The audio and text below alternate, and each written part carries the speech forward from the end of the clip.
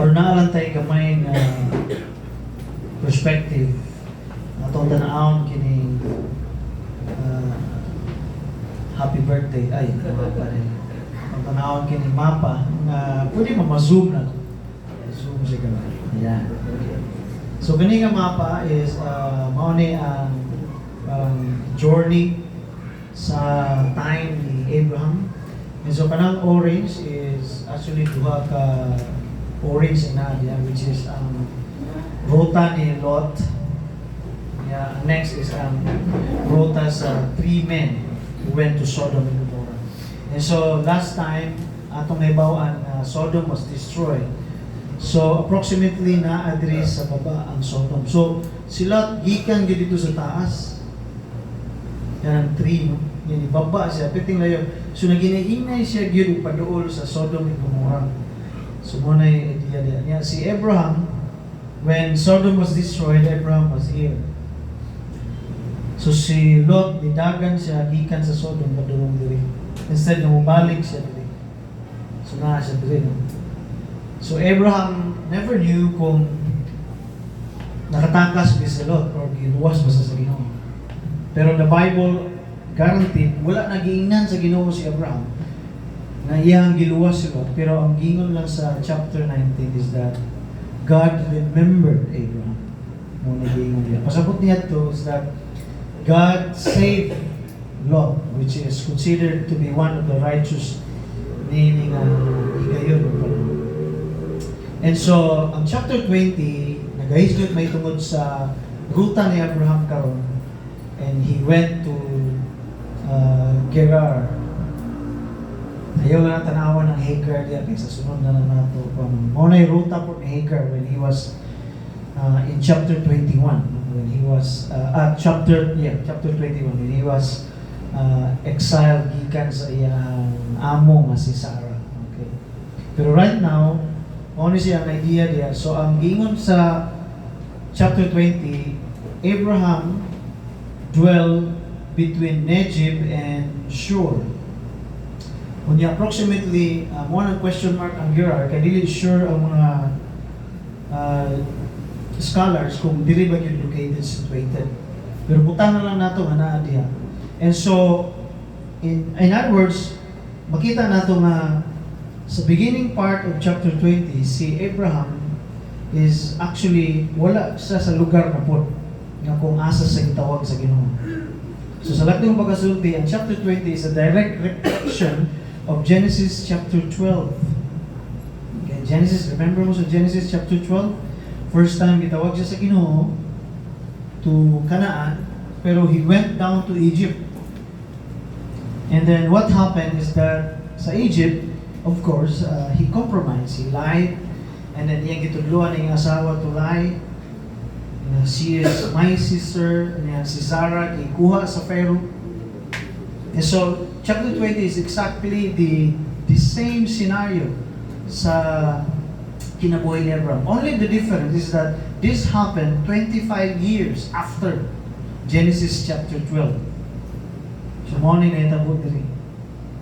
And so, kana may probable location na itong tanan. So, para makasabot mo kung asa gid si Abraham. Unya, another nga gusto na akong idugab is that para masabtan nato kung ano nga Abraham was afraid, no, at this time.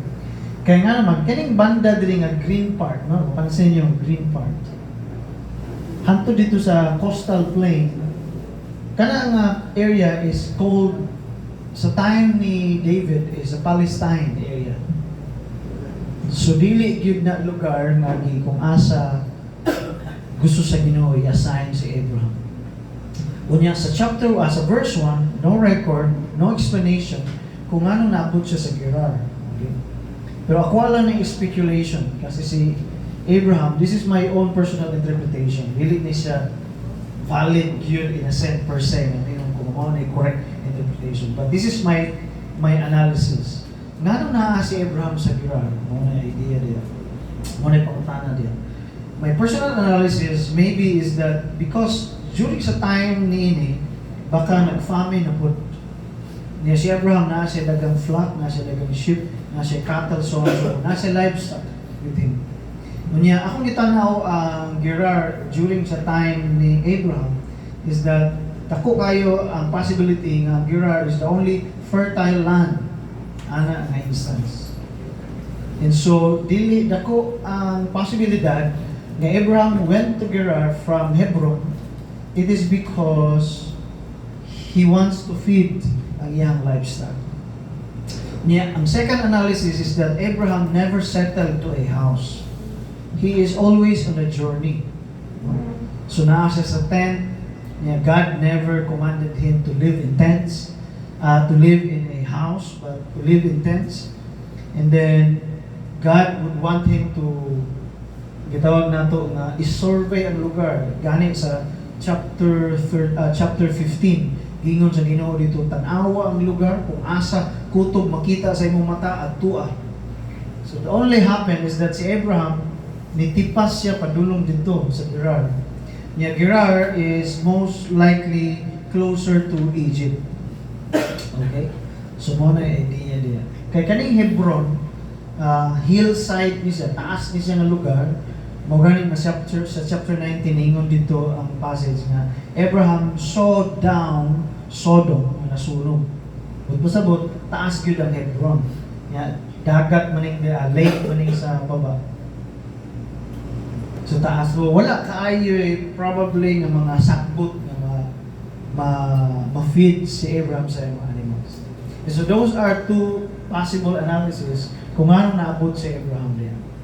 Okay? But then again, ang pangutana is that makita nato sa passage that there is no direct word from the Lord that he should went to Gerar. Unya sa Egypt, sa Genesis chapter 12, is similar ang nahitabo. He went to Egypt without consulting God. Daghang similarity diri, like pananglitan, kining pagbiyahe ni Abraham, he never prayed to God. When he went to Gerar, he did not establish an altar to the Lord. No mention of prayer. Abraham prayed to God for the place and thank Him. Though na prayer si Abraham aning time about kay Abimelech, but he never thanked the Lord kung anong naa siya sa Gerar. So sa may direct implication kung makita niya na, kita nato that he went to Gerar with his own will and gitawag nato nga logical reason. So, muna na sa diya. So again, we can clearly see that Abraham, for the second time, disobeyed the Lord with regards to a particular place kung asa siya dapat magstay. Kaya kung halimbawa, tama ang analysis nato nga walay pagkaon ang iyang mga sheep and cattle sa lugar sa Hebron, then again, the probable answer is that nga naman nga wala siya nangayo sa Ginoo. Kaya ang Ginoo may nagbutang niya sa Hebron. Ano man wala siya niduol sa Ginoo, then ask the Lord for a good season or weather kay para makataon ang iyahang mga sakop or iyang mga binuhi. But makita nato clearly he did not. And the second also na ma-observe nato diri, God never spoke to Abraham. There's a clear indication that Abraham was again out of place to where God wants him to be. Kaya nga naman, because God never spoke to Abraham in this particular time. Instead, He spoke to the pagan king. Just like sa Egypt, it was God who revealed to Pharaoh what happened in their kingdom. The same is true there is in Genesis chapter 20 na si Abraham, si God never spoke to Abraham but directly revealed to the king of Gerar, which is Abimelech. And then mas nag-iistorya pa ang Ginoo sa pagano kaysa iyahang tao nga si Abraham. And so makita natin what happened. So may naitabo diri. And what happened to Abraham? Nga naman nga ingon ani ang iyang Ginoo. Ya dili lang na in the middle of the passage makita nato that Abraham lied again. Iyang gituduan ang iyang asawa na mutubag dili mao half truth. Okay? Kaya mato sa passage tinuod magid na sister niya si Abraham. sister, half sister niya. Pero ang wala niya gideklara, iya nang asawa. Mo na iya so na ay truth siyang giingon, but it is half truth. It's not entirely the whole truth. And so makita nato in the middle of the passage that Abraham lied, and then he used that, iya gigamit ang iyang asawa in order to protect himself. Then what happened? God revealed to Abimelech, and then God rebuked Abimelech, and then early the next morning, in beginning verse 8, Abimelech summoned all his officials. Niya after na yung istorya na nahadlok sila tungod sa giingon ni Abimelech because of his dream. Okay. Later on, sabto na ito, anong mga dynamics, o anong mga himo sa Ginoo na ipadampo siya. Then after that, Abraham went in. Ipatawag niya si Abraham. And so therefore, when Abimelech spoke to Abraham, makita natin scenario today, that he was actually facing the entire officer of the kingdom of Gerar and the entire council of Abimelech. Imagine the kind of shame na debate ni Abraham. And the similarity of that is that in Genesis chapter 12, the same thing happened. Ang Pharaoh, ipatawag siya, ipatubang siya sa tibuok niya, mga council. He was escorted out of Egypt. And then this time, he was confronted before the entire council of the kingdom of Gerar. Sumonin ito po. Mao nga, kung imong tanaw ng passage beginning verse 8, hantod sa 10, wagi istorya si Abraham. Kaya ikaw ba daw kung mga tubang ka sa daghan kayong tao. Niya, notice, ang ingon pag yun ni King Abimelech is that ingon siya nga, wa kami sala ni mo, nga naman nga magunahuna ka niya na. Niya, ang imong gihimo, murag dili na kaya buhaton sa uman, ang gihimo ni mo ka na mo. So mo na nahitabo diya kay Abraham and Abimelech. But we know nga ang rason ni Abraham in beginning verse 11 is that nahadlok yun siya from the start. No? And then another is that mao na ni ang iya yung giingon sa iyang asawa. It was an orientation long time ago. Mao na ang iya giingon. Gamit pa niya ang giingon sa Ginoo nga sa diyan gitawag ko sa Ginoo nga mubalhin og lugar. Ako nang gitudloan akong asawa nga mao na siya. Then what happened is that Sarah submitted to him. And then iyang gihimo ang iyang instruction. Beginning verse 14, makita nato diri, just like Egypt, Abraham was blessed again. Mao ni siya ang irony sa life ni Abraham. Nga kung nasa siya sa lugar na giingon sa Ginoo, daghang crisis. Naay famine. Unya, gamitin lang siya sa iyang wealth and riches. Pero pag mubalhin siya lugar, budato siya galit. Kaya na yung mga hatag niya. Tagaan siya. Padalaan siya. Nga, dili lang na, this time, Sarah was actually gitagaan po, gibayaran po siya o Danyos perwisyo sa hari. No? Gibayaran siya. Pasensya kaayo, wa ko kabalo, na yung nani, ang ingon ni Abimelech, mo iksuon magkana, wala, iksuon yun. Imuhag yun ang magulang. Umaw na sa dili, wala ningon si Abimelech na your husband. Dili ningon niya your brother. Kaya mo na yun yung gusto na tawagan doon. Mag-igsuon magka mo. So sige, tawagon ta mo nga mag-igsuon. Okay? And Sarah was offered. And then, what is also irony in this passage is that God called Abraham a prophet. First time written in the Bible na prophet na gitawag si God. And later on, I will explain to you sa implication na. Unya, makita nato nga, kuya mo sa Ginoo nga, gitawag pa niya nga, iya pang gitagaan ng bagong title si Abraham na gani. Namakak magani siya niya tayo, nakasala magani siya, Unya, iya pag yung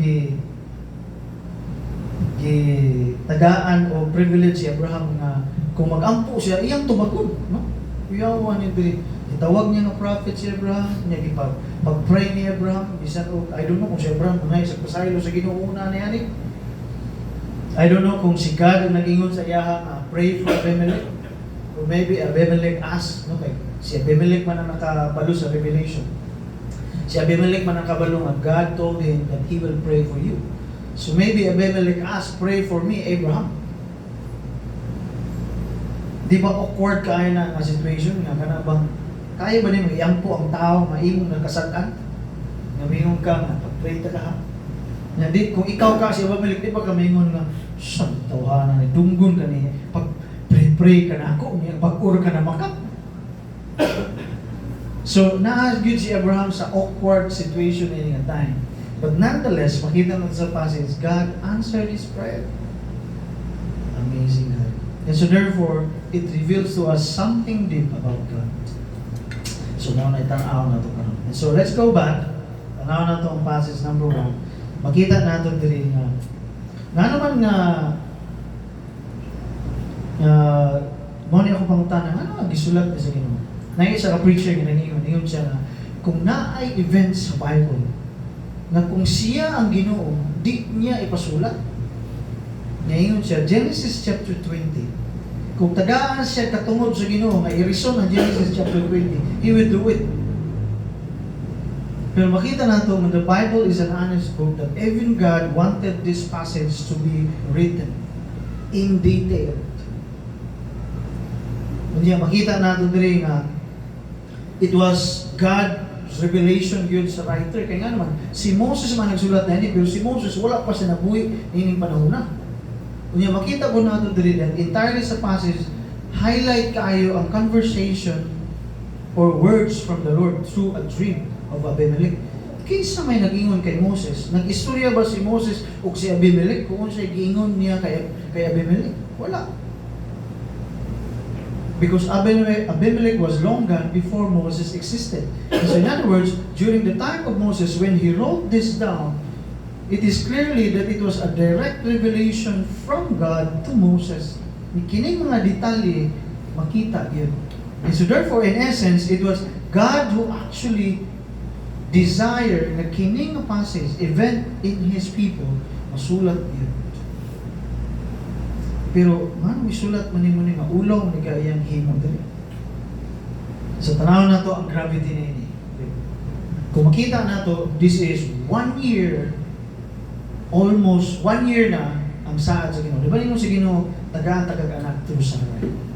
Okay?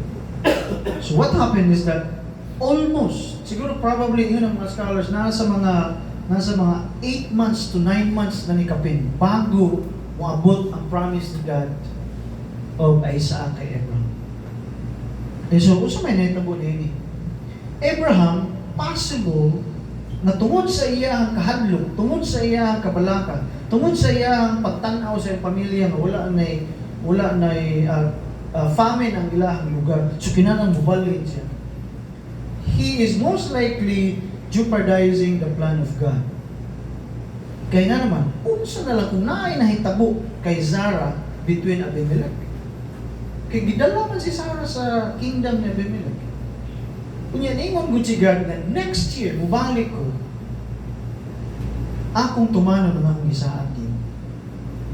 And so, in other words, makita nato diri nga what happened to Abraham? Nakalimot ba siya na hapit na ang promise ni God? Ni iyang gidala yang asawa dito niya by giving her his wife. Possible nga ma-jeopardize ang plano sa Ginoo sa iya. Nakalimot ba siya nga hapit na tumanon sa Ginoo ang iyang plano?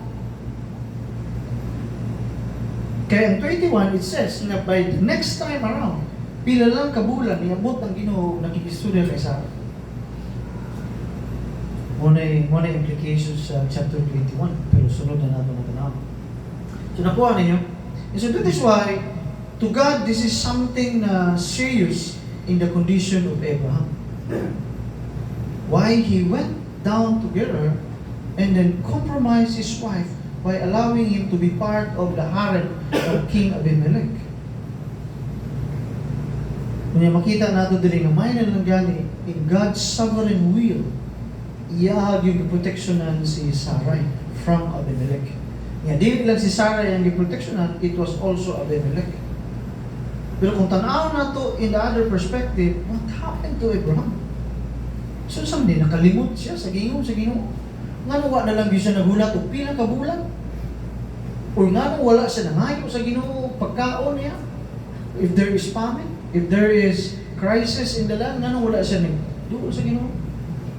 So makita nato that entirely this was planned by Abraham. Nya si Abraham nga time is almost 100 years old. He is 99 plus.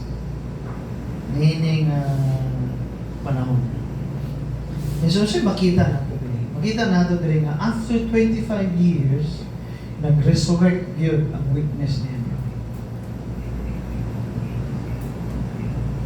Kaya makasabot ka kay Abraham ni kay nga naman kung tigulang na ka, di ba, na may mga panahon sa atong kinabuhi na ang mga past nato bisag sa tigulang na magawas din. Mao gani mga ingon ta na mga tigulang magbalik pagkabata. Yan ano. Kaya nga naman na mga higayon sa atong pagkabatanon nga mugawas lang siya kalit sa imong pagkatigulang. Sa una, batanon ka pa, wa kay patience. Unya sa diyan na ka sa adulthood, nag-grow ka in characters, or na-console nimo. Pagka-senior nimo, niinit na imong ulo balik. Nakuha ninyo ang point. And so, Abraham grew old and at the same time, ang iyang weakness nagbalik. Niya nasa sa situation na kinahanglan niyang maghingo o paagi in order to meet his personal needs. And so what he did is that he compromised. It is as if he forgot about what God had told him. Yeah, it is as if he forget about what happened to him in Egypt. He never learned in his past.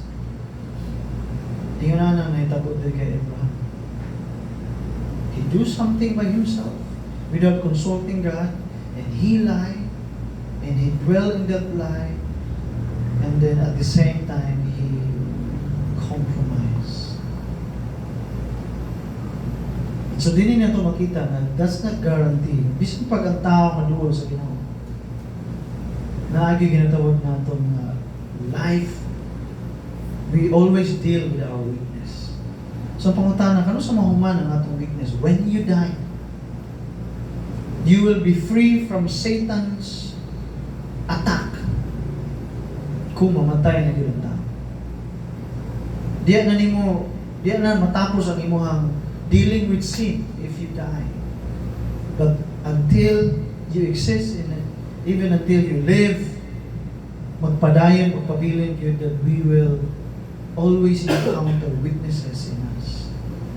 Struggle. There's always a struggle in ourselves. That is why in the Bible, in the New Testament, repentance is taught as a process, not an instant transformation in the life. That is why the emphasis of New Testament, repent in the Lord, meaning to say, watch out your life. Now that you realize that you sin against God, then with that, watch out your life until you overcome the sin in you and the weaknesses that we have. Morning into glory sa Bible. It is impossible for a person to repent in an instant. Dili na may tabo. Proseso. But it is a good start. When you are aware that you sin against God, that you have something to deal with yourselves. And so just like Abraham, after 25 years, for 25 years he followed the Lord. For 25 years he obeyed God. For 25 years he trusted the Lord. And now all of a sudden, niabot ang panahon. Murag nakalimot si Abraham. Niya sa iyang katigwamon, nibalik ang iyang weakness sa iyang paglimot. Niya dili lang na, he gave into it. He went from the place God assigned him, and then he compromised his marriage again. Kanya makita nato sa verse 11 nga ang iyahang reason is that it is because to him parang murag si Abraham makarelate ni Abraham kay ay mga rason, mga prinsipyo to sa kinabuhi. Ang ingon ni Abraham, mao ni akong giingon sa iya. Kung gihigugma gid ko nimo, kinahanglan mamakak ka para sa buwa. Muna prinsipyo ni Abraham, if you love me, you will lie for the sake of my life. Ni si Sarah po, very submissive. Walay explanation niya, wala maingon si Sarah nga, do, ayoko tudloig dautan do. Walay reaction si Sarah, she just submitted sa iyang bana. Walay dialogue diha nga si Sarah, niingon si Sarah nga, namusa man kang imo na mapugong ilawog sa hari. Di ba imo na kong gihatag sa Egypt? Karong imo na kong ihatag for the second time. Kita mo, wala argument si Sarah diha ba? Wala isulat sa Ginoo argumento ni Sarah in this particular time. Pero it only shows that he submitted to his husband, even to the extent na he will compromise. Okay, so mo nahitabo kay Abraham din. And then another na tanaw na to is that unsa may nasulod sa unahuna sa Ginoo nga iya man gitawag si Abraham nga prophet. Kabalo ta say prophet no. Prophet is someone who declares word from the Lord. Okay? Pero naay lying side ang prophet. Ang prophet is someone who hears what God said. And so in this time, si Abraham, wala siya proclamation of God's word. Wala. Abraham here acted as a prophet only to pray for Abimelech. And so the third function of prophet is not only to speak about what God said, and not only to hear what God said, but also to come before God's presence by prayer. So that's one of the major roles sa prophet. So he was regarded by God as a prophet, not the one who prophesies visions and dreams, but actually the one who intercedes to others. Niya pangutana, nanong itubag man sa Ginoo si Abraham?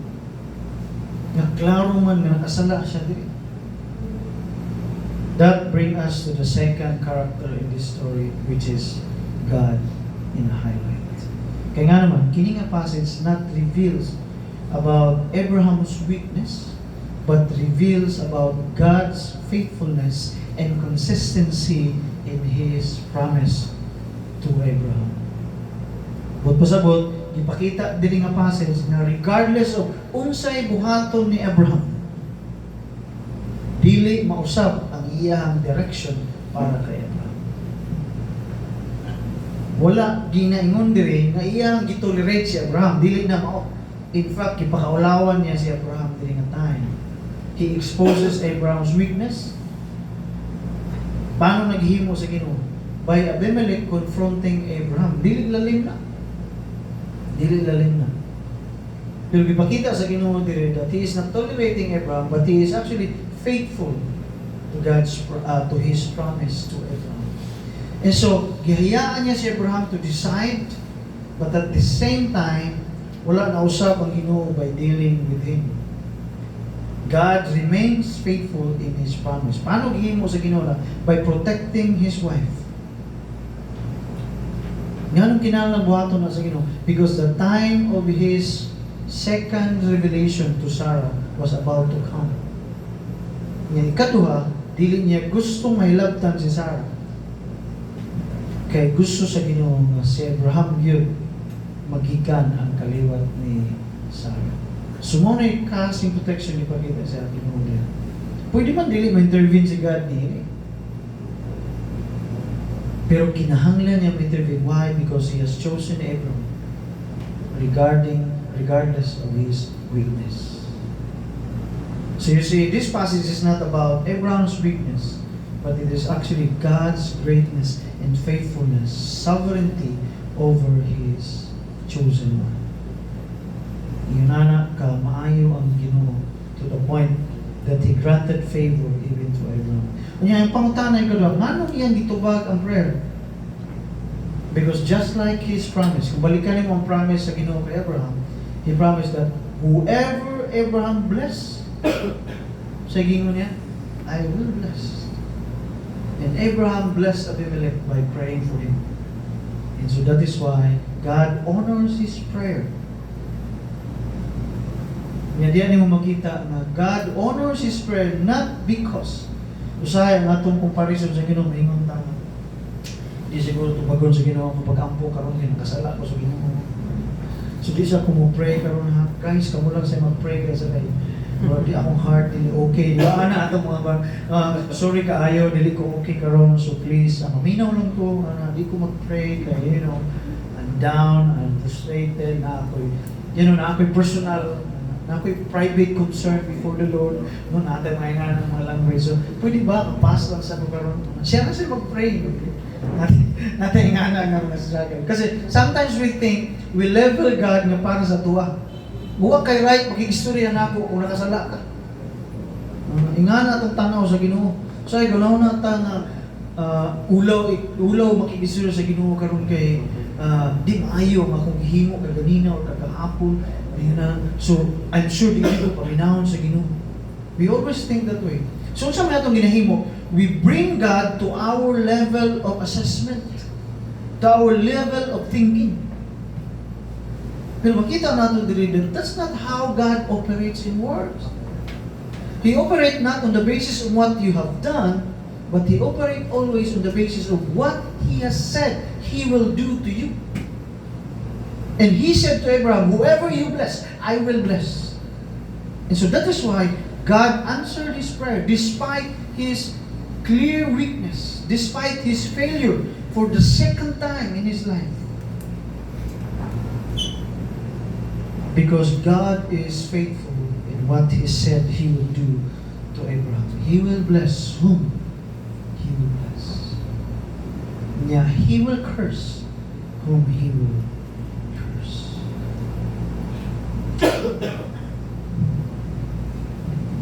And I think we need to go back first sa idea na atong naligtan na itong Abraham about his faith. It is clear in this passage that Abraham lose his faith before the Lord for one reason. Ang hinungdan because of fear. When you lose your faith before God, fear will set in. And when you lose sight of the Lord, fear will automatically replace. Mo ay mupuli dayon, mo ay maghari dayon. E so mo ni hinungdan that Abraham lose everything yung kanang ginatawag nato na good reasoning and good insight. Wala na gyud wisdom na ini nga time. Nya kabalo mo nung nawalan siya wisdom tungod kay one simple reason. Nahadlok siya. Nahadlok siya sa mga tao nga kini mga tawahanan ni wa ni kaila sa Ginoo. Yang ako kung pangutanan ni habang nag-argument ko sa mga ano ni adto mo ka ng lugar? Hadlok man day kanila, ni adto ka diha. Yang ikadua, ngano wa ka nanawag sa Ginoo bago ka nisulod na ng lugar. So nito mo kay Abraham, gaya na lang niya. Gaya na lang.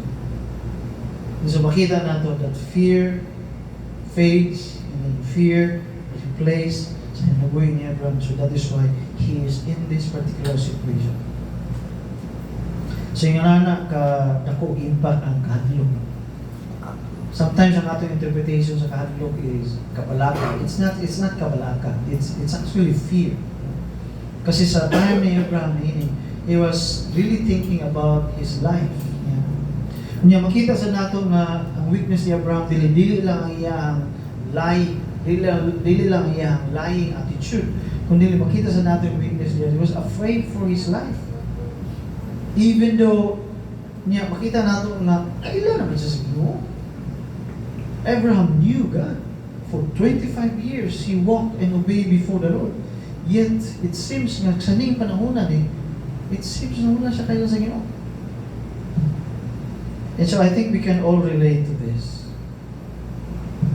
And just like Abraham, na mga instance sa atong life na dugay na talaga sunod sa Ginoo pero kalit lang yun, mura lahi man na yung gihimo. Mura magkugulay Ginoo sa ako. decision karon mo wala ko kaila sa Ginoo. I lose faith. Why? Why we lose faith? It is because our focus is upon the things that we worry and we fear much in our lives. And so Abraham focused on that. And so that is why he forget about God's presence sa iyang kingdom. And so going back to God, kita natin rin that aside from His faithfulness, adunay direct sovereignty ang Ginoo diya over the people na iyang gitawag. It is interesting to note na pwede gyud ay kontrolon sa Ginoo ang tao. Iyang gipugnan si Abimelech pero wa niya gipugnan si Abraham. Moro po din pangutana diri. Lord ngano si Abimelech imong gipugnan? Diyan ba sa passage ingon siya nga ako mo ay nagpugong nimo nga di nimo di ka makaduol kay Sarah. Mo ingon niya in contrast ngano mga wala niya gihimo sa Ginoo kay Abraham. Di na ako na kayang tupad. Pero in the midst of the compromise na makita nato, it was God who acted on behalf of Abraham. It was God who acted on behalf of him to protect and protect his wife. Pero beyond sa protection nato makita diri, beyond sa sovereignty sa Ginoo, God did not protect Sarai for the purpose of protecting her purity. Dili lang na mo ita kong iyon. God covered her because God has a promise to her. Mo na bukad yun na hinundan niya. And God prevented Abimelech to come closer to Sarai. It is because He has a specific promise to Sarai that He will give Sarai a son. And so therefore, that's the other side sa Ginoo. Kita natin ito. He does not come, His protection does not come by daw na ito nga random coincidence or circumstantial. His protection comes on the basis of what He has planned in your life and in our life. Mo gani matingala ka. Ngayon ka, nganong gi-allow ni sa Ginoo sa akong kinabuhi? It is because that is part of God's plan. Kaya nga naman, wala kong aksidente sa Ginoo. Everything was ordained, everything was planned out, everything was assessed and evaluated by the Lord. And so, sa akong ginahingon doon, if you experience trouble and suffering now, then therefore God allows it. And why did God allow it? Because it is part of His plan. And if you experience good things karon, then therefore it is part of God's plan. And if you experience the best in this life, then therefore it is God's plan for you. Pero ang atong problema, mumutana lang ta sa Ginoo nganong gi-allow nimo ni Lord kung pangit ang nahitabo sa tuwa. Nga feeling nato dili na planos Ginoo. Nakuha ko ninyo? Kung pangit gani, kung dihado ta, kung dili pabor sa tuwa, mayon ito sa Ginoo, Lord, nga naman. Pero kung mayo gani, hay, salamat. I deserve this. Nga na din ta.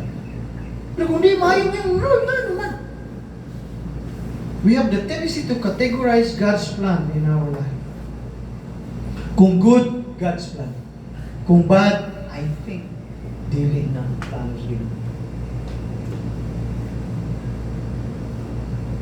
God always operates on the basis of what He intends and He plans in our life. He protected Sarah because He has a promise for Sarah. It is never circumstantial. And if He allows us to go through turmoil, struggles in this life for a while, then it is part of His promise to us. And if He allows us the best things in this life, then praise the Lord. And if not, still praise the Lord. Because God's plans and God's promise always works in our lives. Maunay kalainan sa kaninang passage between Abimelech and Abraham. Nga makita nato the righteous one in this passage is never Abraham. It was actually Abimelech. Siya ang mas tarong na character in this particular passage. Kaya di ba ang siya yung giingon dia, beginning verse 8, ingon siya, nga naman ka? Nga nang imong gihimo ni kanamo? Nakasala ba minimo? Niya ingon siya sa verse 9 nga kabalo ba ka nga walay pwedeng walay makahimo niya ng imong gihimo. Ulaw kayo na kay Abraham ba? Di man kag-ingnon ka na sa pagano. Nakasulay na mo na amoy unbeliever friends. Niya mingon sa imo nga, abi na ko Christian ka. Wala ako mo di ka. Di ba ulaw kayo? Abi na ko Christian ka. Pero manikas mo lagi ka. Di ba ulaw kayo? The same is true kay Abraham. Morning na hitabo sa iya. He was rebuked openly by a pagan king. And the pagan king knew that he was a man of God. Kaya nga naman, God told him that he is a prophet. Nagani was aging na ni Abimelech nga, usa man ka nga. Kasunod kas Ginoo pero nang nahimo man nimo. So the only righteous in this person, in this character, makita nato, it was never actually Abraham, who is chosen by God, but Abimelech, who is a pagan king. So makaingon ta nga dili tanang pagano dautan ang ilahang mga una-una. Usahay maayo pa ang mga pagano na conscious pa sila sa ginatawag nato na right and wrong and moral standard. Like halimbawa, na ako sa kapastor na gikan siya sa Finland. Ang iyang giingon dito nga, grabe ang Finland, very honest ang mga tao. Kasi one time na siya iPad, yung ibutang siya sa kinang tungod sa snow. So yung ibutang siya kinang para ablihan ang iyang sa kinang kay Pipin Tugnawa. Nakalimot siya na yung iPad dito. Di padagan niya yung sakyan. Di nahulog. Buwak. Niya pag naay nakakita, wonder pa man. Buwak ang screen pero makita pa na yung mga gipangita ang tanang contacts. Gitawagan, hantod na abot sa punto na natawagan yun ang iyang namin. Giuli ang iPad eh. Yet he said in his conclusion, this country is considered to be atheist country. They never actually believe, or they don't have actually a concept of God. Pero they were the nation yung mas honest pa. Kung sa Pilipinas ko ito nahulog, ipaayo. No? Mayroon tayo, buwak, ipaayo. Asa rin mo ng panitao ng, asa rin mo niya, mayroon pa kita, blessing, salamat Lord. Mayroon pa kita, salamat Lord, kaya nakita ko iPad. You know what I mean? In other words, usahay ulaw kayo ba? Kaya na yung mga pagano, na yung mga tao nga, wala dato sa church, wala ga basa sa Bible, wala ga ampo sa Ginoo, wala ga tawag sa Ginoo, pero kaya mo tanaw ng ilang kinaiya, mas bukutan pa sila kaysa nato. So ay maulaw na lang ta, kaya sila po yung mingon, ayaw, dautan na. Uy, ayaw, pagkaano, kibahan na. Di ba? So ay kita nga Christian, mingon ta, sige lang, good ka rin, bitaw. Kita pa mo yung mga anak.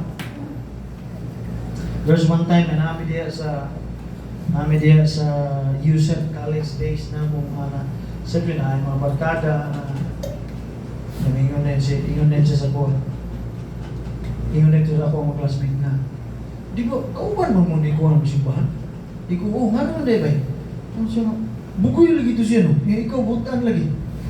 Ano? So ikaw, nga naman nakaingon siya ato no? So meaning to say, kada bang people outside the church are actually conscious of what is good and right. To dili nato sila kinahanglan tudluan yan. And so if there is a person who should live a life that reflects God's character, kita dapat to. Pero it was very sad, unfortunate that in this passage it was Abraham failed to live such life. And we can relate to Abraham because most of the time we do the same rather than allowing God to be seen in our lives. What happened is that we failed.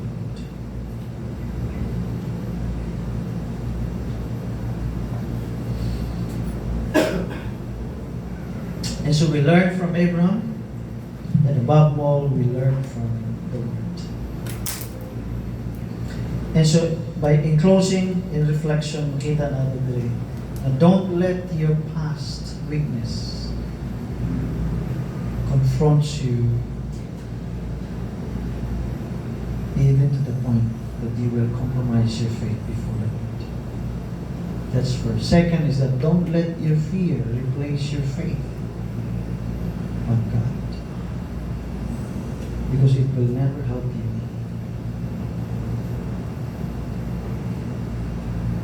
The second we see from the Lord here is that God always acted on the basis on what He promised to His chosen people. He will protect you because He has a promise for you. But that doesn't mean if you are in trouble, that does not mean God's protection is away from you. That would clearly mean that it is part of His plan for us. And then lastly and finally, God is ultimately faithful in this passage, that despite our weaknesses, despite our sin, despite our repeated sin, God's promise will always stand. Why? Because He promised by Himself to you. He did not promise and expect you to do the same. Maunay kanindot sa atong Ginoo nga nagsaad siya dili tungod kay maayong tao ta. Nagsaad siya nga naa siya buhaton ng mga maayong butang sa atong Ginoo. Dili tungod kay naa tay maayong butang paghimo sa atong Ginoo. Kung nagsaad siya maayong butang sa atong Ginoo, dili tungod kay wala na tay sala, wala na tay weakness, wala na tay compromises. He granted us His promises, grace and favor, because He says so. God said He will do what He promised unto us. That is why the Bible says, God acted, God saved us, even while we are still sinners. That, my friend, is a reflection of God's faithfulness and above all, God's grace. He is saving us while we are living in sin. Why? Nanong gihimo para sa Ginoo? Because He promised to save men from their sins. He did not wait for us to become perfect. He did not wait for us to become good person, but He saved and acted on our behalf despite our sinfulness. So God is gracious and God is faithful. Father in heaven, we thank You.